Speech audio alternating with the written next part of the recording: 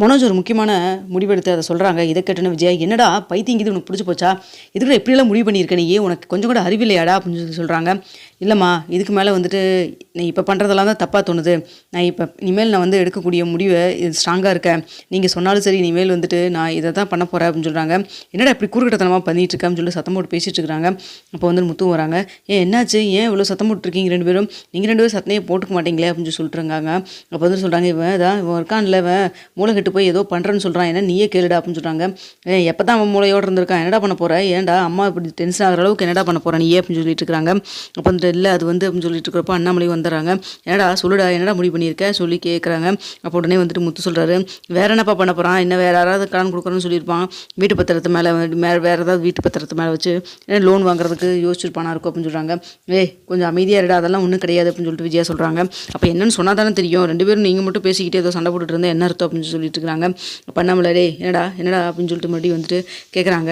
இல்லைப்பா அது வந்து அப்படின்னு சொல்லி நானே சொல்கிறேருங்க, இந்த அந்த கேடுகட்டவளோட மறுபடியும் சேர்ந்து வாழ போகிறேன்னு சொல்லிட்டு இருக்கிறான், பைத்தியம் பிடிச்சிச்சு போல இருக்கு உனக்கு அப்படின்னு சொல்கிறாங்க. என்னடா உனக்கு என்னடா கிறுக்கு பிடிச்சிச்சு அப்படின்னு சொல்லிட்டு முத்துவும் கேட்குறாங்க.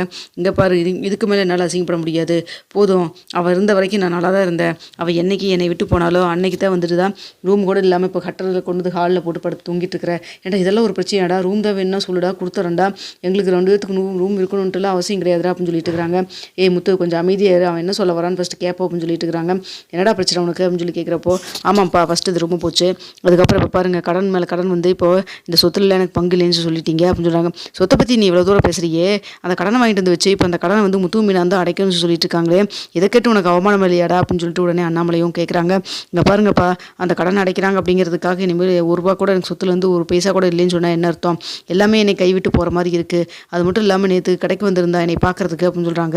இதுக்கு என்னடா மறுபடியும் பார்லர் அம்மா மண்டை குழப்பி விட்டுட்டு போயிடுச்சா அப்படின்னு சொல்லி கேட்குறாங்க. இல்லை யோசிச்சு பார்த்தா ரோகிணி சொல்கிறதெல்லாம் கரெக்டாக இருக்குன்னு தான் எனக்கு தோணுது அப்படின்னு சொல்லிட்டு இருக்கிறாங்க. அவள் என்னை உண்மையாலுமே லவ் பண்ணாதா, அதனால தான் வந்துட்டு எவ்வளோ பிரச்சனை வந்தாலும் என்னோட சேர்ந்து வாழணும் அப்படிங்கிறக்காக என்னென்னமோ பண்ணிட்டு இருக்கா, மற்றபடி வந்துட்டு அவகிட்ட தப்பு இருக்க மாதிரி எனக்கு தோணல அப்படின்னு சொல்லிட்டு இருக்கிறாங்க. தப்பு இருக்கிற மாதிரி தோணலையா, என்னடா உனக்கு உண்மையாலுமே பைத்தியம் முடிச்சிச்சாடா அப்படின்னு சொல்லிட்டு இந்த முத்துவும் கேட்குறாங்க. பண்ணாமல் இருந்துட்டு கொஞ்சம் அமைதியாக இருடா, அவன் என்ன தான் சொல்ல வரான்னு பார்ப்பாருடா அப்படின்னு சொல்லிட்டு இருக்கிறாங்க. அதனால தான் நான் சொல்கிறேன், அவள் எது பண்ணாலும் எனக்கு நல்லதுக்காகவும் என் வளர்ச்சிக்காக தான் பண்ணுவா. அவள் சொன்னதெல்லாம் உண்மை தானே, நான் வேலையெல்லாம் இல்லாமல் சும்மா தானே சொல்லிட்டு இருந்தேன், அவளை கல்யாணம் பண்ணதுக்கு அப்புறம் தானே வந்துட்டு எனக்குன்னு ஒரு ஷோரூமை வச்சு கொடுத்தா, அது மூலமாக தான் பிஸ்னஸ் மேன் இருக்குது பேரு புகழ் எல்லாமே கிடச்சிது அப்படின்னு சொல்லிட்டு இருக்கிறாங்க.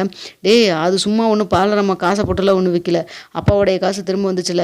ஆமாம், அந்த ஜீவாகிட்ட இருந்து பணத்தை மிரட்டி திரும்ப வாங்கினது அவள் தானே, அவளுக்கு அவ்வளோ தூரம் சாமர்த்தியம் இருக்கிறப்போ எனக்கு அவளோட சேர்ந்து வாழ்ந்தா நல்லாயிருக்கும் நான் நினைக்கிறேன் அப்படின்னு சொல்கிறாங்க. இதெல்லாம் பார்த்துட்டு இருக்கிற விஜய் உடனே செம கோவம் வந்துட்டு, எல்லாம் நினச்சிட்டு இருக்கிறேன் நீ, நானும் போனால் போது ஏதோ தெரியாமல் உலகிட்டு இருக்க பேசிட்டு இருக்கேன்னு நினச்சா திரும்ப அதவே சொல்லிட்டு இருக்கிற. இங்கே பாரு, இப்போல்லாம் நீ முடிவெடுத்துட்டு இருந்தால் அதுக்கப்புறம் என் மூஞ்சிலே முடிக்காத அப்படின்னு சொல்லிட்டு இருக்கிறாங்க. அம்மா, நான் எடுக்கிற முடிவு உங்களுக்கு இப்போ தப்பாக தெரியலாம், ஆனால் கரெக்டாக இருக்குன்னு எனக்கு தோணுது, என் வாழ்க்கைக்கு எது கரெக்டாக இருக்குன்னு நானே யோசிச்சு முடிவு பண்ணிக்கிறேன் அப்படின்னு சொல்லிட்டு இருக்கிறாங்க. அப்போ உடனே வந்துட்டு, இங்கே பாருங்க எப்படி பேசிட்டு இருக்கிறான்னு சொல்லிட்டு அப்படின்னு சொல்கிறாங்க. இங்கே பாரு, அவனை இனிமேலாவது அவன் போக்கில் விட்டுரு, அவனுக்கு என்ன தோணுதோ அவன் பண்ணிட்டு போகிறான், அவன் வாழ்க்கையை அவனே முடிவு பண்ணிட்டோம், சேர்ந்து வாழ போகிறது அவன் தான். நீ நாளைக்கு என்ன தான் பொண்ணு பார்த்தாலும் அவனுக்கு ரோகிணியோட சேர்ந்து வாழ்ந்தால் தான் கரெக்டாக இருக்குன்னு சொல்லிட்டு இப்போ தான் அவன் யோசிச்சு முடிவு பண்ணியிருக்கான் அப்படின்னு சொல்லிட்டு இருக்காங்க. ஏங்க அதுக்காக அவன் போக்கில் விட்டுற முடியுமா? அவள் என்னென்ன பேசியிருக்கிறா, இந்த வீட்டுக்குள்ளே மறுபடியும் திரும்ப வந்தால் என்னென்ன பண்ணுவான்னு உங்களுக்கே தெரியும் இல்லை, அவன் நினச்சது நடக்கணும் அப்படிங்கிறக்காக எந்த எக்ஸ்ட்ரீமுக்கும் போவான் அப்படிங்கிறது நமக்கு வந்து தெரிஞ்சிருச்சு. இப்படி எல்லாத்தையும் தெரிஞ்சுட்டு அதுக்கப்புறம் மறுபடியும் இவன் போய் அவளோட சேர்ந்து வாழ்றேன்னு என்ன அர்த்தம்? மனோஜ், இனிமேல் இந்த மாதிரி முடிவெடுத்து பேசிட்டு இருந்தீங்கன்னா நல்லா இருக்காது பாடுறா அப்படின்னு சொல்லிட்டு இருக்கிறாங்க. அம்மா, இல்லைம்மா, நீங்கள் என்ன சொன்னாலும் சரி, மற்ற விஷயம் எதாக இருந்தாலும் நான் கேட்குறேன், இந்த விஷயத்தில் நான் எடுக்கிற முடிவு இது கரெக்டாக இருக்குன்னு எனக்கு தோணுது அப்படின்னு சொல்லிட்டு இருக்கிறாங்க. நீ அவளோட சேர்ந்து வாழ்றேன்னு சொல்லி முடிவு பண்ணியிருந்தீங்கன்னா என் மூஞ்சிலே முடிக்காது அப்படின்னு சொல்கிறாங்க. அவளோட சேர்ந்து வாழ்றதுக்காக அவங்ககிட்ட பேசக்கூடாது நீங்கள் சொன்னீங்கன்னா கூட பரவாயில்ல, நான் அவளோட தான் சேர்ந்து வாழ போகிறேன், இன்றைக்கே அவட்ட அந்த முடிவை சொல்ல போகிறேன் அப்படின்னு சொல்கிறாங்க. இதை பார்த்துட்டு இருக்கிற உடனே வந்துட்டு முத்து சொல்கிறாங்க, உன் வாழ்க்கையை ஒன்றுக்கு இல்லாமல் போயிடும்டா, உனக்கு ஒன்றுமே புரியாமல் நீ பேசிகிட்டு இருக்கிற, இல்லைடா நீ கொஞ்சம் அமைதியாக இரு, என் வாழ்க்கை என்ன பண்ணணும் எனக்கு தெரியும், அவங்க வேலையை அவங்க பாருங்கள், எல்லோரும் நல்லா சந்தோஷமாக பொண்டாட்டி இவங்களோட நல்லா தான் இருக்கீங்க, நான் தான் வந்துட்டு அவளை விட்டுட்டு எனக்கு டைவர்ஸும் கிடைக்காம வேறு யாரையும் கல்யாணம் பண்ண முடியாமல் பிஸ்னஸ்லேயும் தோற்று கடனையும் வாங்கி ஹாலில் வந்து படுத்துவங்கி எல்லாமே எனக்கு கைவிட்டு போன மாதிரி இருக்குது, எனக்கு அவளோட இருந்தால் தான் கரெக்டாக இருக்கும் அப்படின்னு சொல்லிட்டு இருக்கிறாங்க. இங்கே இதுக்கு மேலே வந்துட்டு உங்கள் நான் பேச தயாராக இல்லை அப்படின்னு சொல்லிட்டு இங்கே விஜய் ரொம்ப கோவமாக பேசுகிறாங்க. இதுக்கு மேலே மூஞ்சிலே முழிக்காது, இந்த வீட்டிலே இருக்காது அப்படின்னு சொல்கிறாங்க. நான் இந்த வீட்டில் இருக்கக்கூடாதுன்னு நீங்கள் சொன்னீங்கனாலும் பரவாயில்ல, நான் இந்த வீட்டுக்கு கூட வரல, அதான் எனக்கு இந்த சொத்து பத்து எதுவுமே இல்லைன்னு ஆயிடுச்சுல, இனிமேல் எதுக்காக நான் இந்த வீட்டில் இருக்கணும், அவமானப்படணும், நான் அவளை கூட்டிகிட்டு வேறு எங்கேயாவது போய் வாழ்ந்துக்கிறேன் அப்படின்னு சொல்லிட்டு இருக்கிறாரு. இதெல்லாம் பார்த்துக்கிற அண்ணாமலை செவனியோடு சேர்த்து மனோஜ் அரைகிறாரு. அரைச்சது மட்டும் இல்லை, டேய் ஏதோ கிறுக்குத்தனமாக ஏதோ கோவத்தில் விரக்தியில் ஏதாவது யோசிச்சு தப்பாக முடிவெடுத்துட்டு இருக்காத. ஏற்கனவே அந்த பொண்ணை கல்யாணம் பண்ணிட்டு நீ பட்டதெல்லாம் போதும். இதுக்கு மேலே திரும்ப வந்துட்டு ஏதாவது பேசிகிட்டு இருக்காதரா, போடா போய் வேறு வேலை இருந்தால் பாரு அப்படின்னு சொல்கிறாங்க. நான் பேசுறதெல்லாம் உங்களுக்கு காமெடியப்படுதில்லை, நான் உண்மையாலுமே இதுதான் சொல்லிட்டு இருக்கிறேன், சீரியஸாக பேசிகிட்டு இருக்கிறேன்.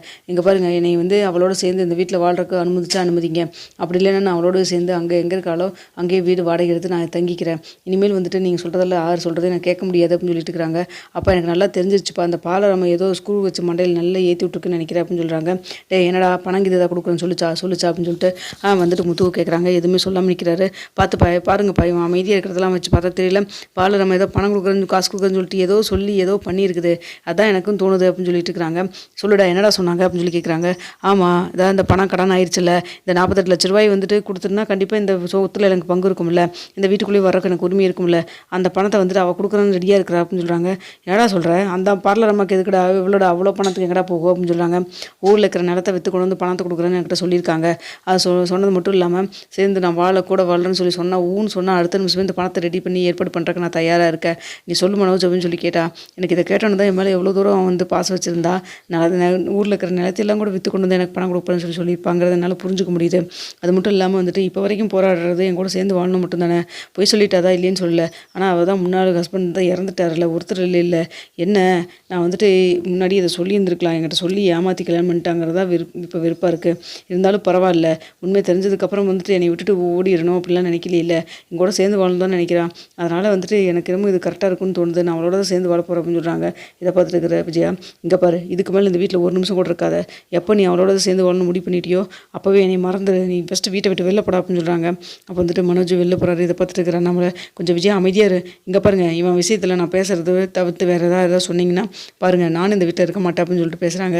என்னம்மா அவன் என்ன பண்ணுறான், தப்பு பண்ணுறான், அதை திருத்தறதை விட்டுட்டு நீங்கள் வாட்டிக்கு இப்படி பேசிட்டு இருந்தால் என்ன அர்த்தம் அப்படின்னு சொல்லிட்டு முத்துவும் பேசிகிட்டு இருக்கிறாங்க. டேய் நீ கொஞ்சம் அமைதியாக இருடா, அவன் என்ன பண்ணணும் பண்ணக்கூடாதுன்னு எனக்கு தெரியும், அவன் ஒன்றும் தெரியாதுடா அப்படின்னு சொல்லிட்டு இருக்கிறாங்க. இப்படி தான் நீங்கள் ஒன்றும் தெரியாதுன்னு தான் அவங்ககிட்ட எல்லாத்தையும் சொல்லி கொடுத்து அவன் வாழ்க்கை இப்படி ஒரு பெரிய கேள்விக்குறியாக்கியிருக்கீங்க. இனிமேலாவது அவன் ஏதாவது முடிவு பண்ணுறது கரெக்டாக தப்பான்னு யோசிச்சாவது பாருங்கள். அதை விட்டுட்டு அவன் போகிற போக்கில் அப்படியே விட்டுற முடியுமா, வீட்டை விட்டு வெளில அனுப்புனா இதான் சான்ஸ் சொல்லிட்டு பாரு இல்லாமல் வந்துட்டு மனோஜ் கூட சேர்ந்து வாழ ஆரம்பிச்சிடாதா அப்படின்னு சொல்லிட்டு இருக்கிறாங்க. என்னடா முத்து, நீ உன் பொண்ணோடைய சந்தோஷமாக சேர்ந்து வாழ்ந்துட்டு தான் இருக்க, நான் என் பொண்ணோடைய கூட சேர்ந்து வாழக்கூடாதுன்னு சொல்கிறியாடா. டேய் நான் என்ன பேசிகிட்டு இருக்கிறேன், நீ என்னடா புரிஞ்சு பேசிகிட்டு இருக்கிறேன், உண்மையாலுமே நீ யோசிக்கவே மாட்டியாடா இதையோ அப்படின்னு சொல்கிறாங்க. அதை பார்த்துருக்குற அண்ணாமலை, விடு முத்து, அவனுக்கு என்ன பண்ணணும்னு தோணுதோ அதை பண்ணட்டும், மற்றபடி நல்லபடியாக இருந்தால் சரிதான் அப்படின்னு சொல்லிட்டு இருக்கிறாங்க. இல்லைப்பா நம்மளாம் ஒன்றா இருக்கிறது தான், விடுறா பரவாயில்ல பார்த்துக்கலாம், அவனுக்கு நம்மளை பற்றி ஒரு நாளைக்கு புரிய வரும், அதே போல் அவன் தப்பு என்னங்கிறதும் ஒரு நாளைக்கு தெரிய வரும், அன்றைக்கி பார்த்துக்கலாம் விடு, பார்த்துக்கலாம், காலந்தான் பதில் சொல்லணும்னு சொல்லிட்டு இருக்கிறாங்க. இதெல்லாம் பார்த்துட்டு இருக்கிற விஜய் வந்துட்டு, இனிமேல் எனக்கு 2 பசங்க தான், முத்துவும் ரவியும் மட்டும்தான், மனோஜுங்கிறவன் இனிமேல் என் வாழ்க்கையிலே கிடையாது அப்படின்னு சொல்லிட்டு ரொம்ப கோவமாக சொல்லிட்டு போய் ரூமுக்குள்ளே போய் லாக் பண்ணிக்கிறாங்க. இதை பார்த்துட்டு இருக்கிற முத்து, என்னப்பா அம்மா இப்படி சொல்லிட்டாங்க, மனோஜ் மேலே தான் இப்போ உயிரே வச்சுருந்தாங்க அப்படின்னு சொல்கிறாங்க. அதை ஏதோ கோவத்தை சொல்லிட்டு போகிறாடா, 2 நாளில் மனசு மாறி போய் மனோஜ் எங்கே இருக்கான்னு தேடி போகிறாளா இல்லையா நீயே பாரு அப்படின்னு சொல்லிட்டு இருக்கிறாங்க. இதை பார்த்துட்டு இருக்கிற மீனா சொல்கிறாங்க, மாமா அப்படி தெரியல மாமா, ரொம்ப அத்தா கோவமாக தான் சொல்லியிருக்காங்க, ஒரு வேளை வந்துட்டு ரொம்ப மனோஜ் அவன் வேலை ரொம்ப கோவமாக இருக்காங்கன்னு நான் நினைக்கிறேன் அப்படின்னு சொல்லிட்டு மீனாவும் சொல்லிட்டு இருக்கிறாங்க.